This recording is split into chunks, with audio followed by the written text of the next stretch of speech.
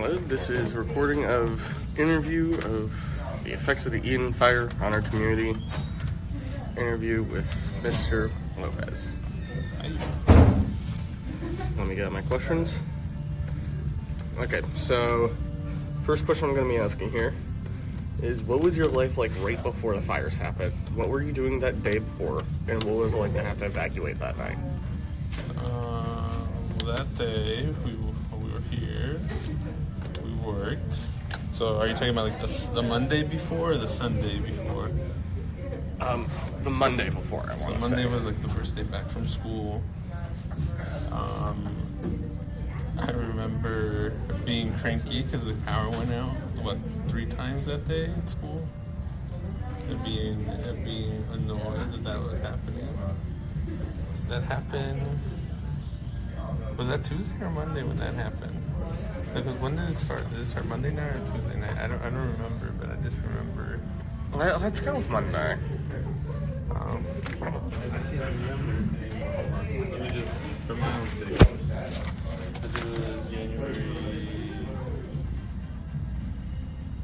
7th. So that's a Tuesday. Yeah, so the Monday was just regular Monday, back from school, trying to get the semester off to a start. Nothing too crazy. Monday was the day where, the Tuesday was the day where I was annoyed that the power kept going off. And I know Monday I had been reading about that there was going to be a big windstorm, and I was really worried because the last time there was a windstorm that was around that same size was when I was in high school, when I was a junior, when I was a sophomore in high school. It was so bad that they had to cancel school that day, and I remember my dad dropped me off because we didn't have any power. We didn't have any power for 3 days. And my dad dropped me off at school anyway, and my history teacher, who also didn't have power, who lived near me, had to give me a ride home. So I kind of knew how bad it was it could get, if that makes any sense. Yeah. So, lots of things. I was a little anxious, I was worried.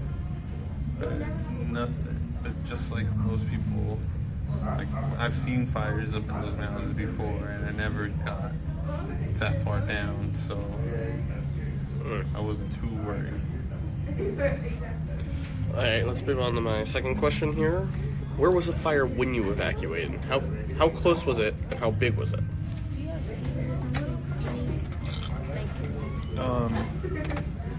When we evacuated, we could see like the glow from our house. It was probably just when it was going down Eaton Canyon, right there, like at New York and Altadena. We evacuated like 8 o'clock, 8:30 that day. We left early because we didn't have service. I didn't have any cell service. None of us had any cell service. None of us had any power. And we were more worried about my mother-in-law and Sierra Madre. So we were trying to go talk to my girlfriend's brother to go see what they're doing and see what their plans were for my mother-in-law to get her evacuated. And that's when we saw where the fire was going and which way it was spreading. And that's when we were just like, oh, we have to go back and just get stuff just in case. And so it was already burning down houses like right there that we saw when they were burning down the McDonald's located to us. And we saw that and we're just like, oh, we can go anywhere at that point. And we saw like that very like that famous like clip of like the arts buses, the Pasadena buses taking all those senior citizens out of the assisted living. And we saw that, and that's where we were just like, oh, this is serious. So we went back, and my dad had gotten an evacuation warning. It wasn't the notice. He got a warning on his phone, but we all thought it was. We didn't look at it carefully. It was probably just a warning, but we thought it was a notice, and we just left after that. What were you able to bring with you and what were you forced to leave behind? Since I know you said you went back to go get some stuff. I think when we first left, I just took my cameras, a bunch of my film, like 3 changes of clothes, basically like my favorite jacket, my favorite shirts, a couple pairs of socks, just like 3 changes of clothes. I think that's what most of us took, and then like our important documents, so like passport, birth certificate, all that. I have like a folder for that ready. When we went back the next day, I think all I took was, for myself, I didn't really take much. I remember grabbing like my girlfriend's like jewelry boxes. I remember for my dad, I grabbed, he had like a picture that was him and all his siblings. My dad has 9 siblings. He's one of 9. So there's only one picture of them all together. And I grabbed that out of the garage. And then my mom asked me to grab a blanket. I grabbed that. And while we were saving the house, while we were trying to save the house, we didn't realize that we were up there for like 2 hours. We could have taken so much more stuff. But we didn't. We were just so concerned with trying to save the house that we didn't realize we could have taken a lot of things. Like I left all my guitar stuff. I actually left a couple cameras. They weren't working, but they were there. I left like my girlfriend left her MacBook that I bought her for her birthday there. And a whole bunch of other things. So not a lot, but just a couple of sentimental things, a couple like of my hobbies. So that brings me to my next question. Was your house destroyed or any valuables by the fire? Everything. It's gone. My condolences. It's all gone. It's we went back to try and look through the rubble. The only thing that we could find that was like semi like intact was some of the ceramics that we had bought or made, but other than that, that's all that was left. Everything was gone. How was response time from public service officials? Did the firefighters ever show up? When we went back the next day, there was one engine for like the 2-3 blocks that were around our house. So the people trying to put out the fires are really my dad and I, my girlfriend's brother, then my cousin who lives 2 doors down, and all the people. There's a couple guys who live in the houses next there. So there was mostly the work of those people who were trying to stop everything. There was one engine and they were doing something, but they were just so spread so thin they couldn't really help us. They were just trying to take out the major things. How did it feel to be away from your house while the fire was putting you in danger? Insane. Crazy. I didn't sleep. I think I would go into like 20-minute intervals of like sleeping. I was on that Watch Duty app, just like refreshing. I was on like every social media, refreshing. Getting like messages from people and like trying to figure out what's intact, what's not intact. Just trying to hear from everybody, because I had friends who were further up north, further east, and they were kind of letting me know what they were doing and what they saw was on fire. So it was just a lot of anxiety. And then when we went to go try to save the house, I mean, it was a sense of relief that the house was still intact. But then once we saw, we had left when there was an explosion at the end of the street. A garage something exploded in the garage and caught on fire 3 doors down from us, and that's when we knew we had to get out. So after that, we kind of knew, like, it's gone. So you kind of make. I think I kind of like understood that right away, but it was still kind of like,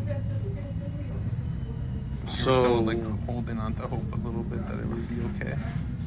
So it's like in 2 parts. Like the first night, it was just like, I was just on my phone. Literally, my phone died like 3 or 4 times that night because I just had to keep like charging and uncharging, just like looking at everything. and just trying to figure out which way it was spreading, and just like hearing updates of like this street and this street was on fire, and you know, living there my whole life, and like being all up in those streets my whole life. Like, you kind of like I had like a visual map of in my head of like where everything was happening. Where did you stay while that fire was going on? My brother-in-law's house. Or brother-in-law's apartment. So that was like Villa Marengo, so still in Pasadena. Probably like less than 5 minutes away from where my house was. And then afterwards, so that was during the fire. We stayed there for a week, and then after that, my girlfriend and I moved in with her mom, Sierra Madre, and then we stayed there for a month, and then we got an apartment in Highland Park. My parents and my sister were with us in my brother-in-law's house, and then they moved in with one of my aunts, and they were there for a good like 2.5 months before they moved into a studio that's across the street from where my house used to be. How did it feel when the fire was finally extinguished? Were you like relieved, or were you still anxious, if anything? Like, walk me through that feeling. I think I was relieved, because I think once I found out like our house was probably gone, I was really worried about mirror catching on fire. So I remember like refreshing, trying to figure out where is it going, because I saw videos of like Super King catching, like the houses near Super King being on fire, and I was just like, oh, it's getting really close to work, and I was like, well, I don't want to lose that, because this is the last remaining things I have. And once I saw that they were kind of holding the fire right there on Lincoln and Woodbury, I was just like, oh, okay. At least we'll have that. For right now. So once I heard it was contained, it was definitely like a sense of relief that it isn't spreading anymore. It was just like a lot of anxiety towards like going back up there and seeing what has happened. So it was like a 2 parts, right? The relief that it's over, but also the anxiety and like I still get anxious driving up there. I go up there every so often, and I still get this weird like anxious feeling of just wanting to like sob, if I'm being honest, because there's so many like memories for me up there. Just this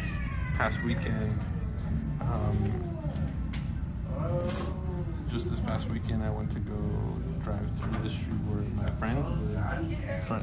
This friend I had since middle school, and he lived on one side of the street. His house didn't burn down, but across the street lived these 2 girls whose quinceañeras I was in, and like that whole side of the street was gone, and that was just insane. So it's relief and anxiety. Relief that it's over, and anxious to see everything that happened. Yeah.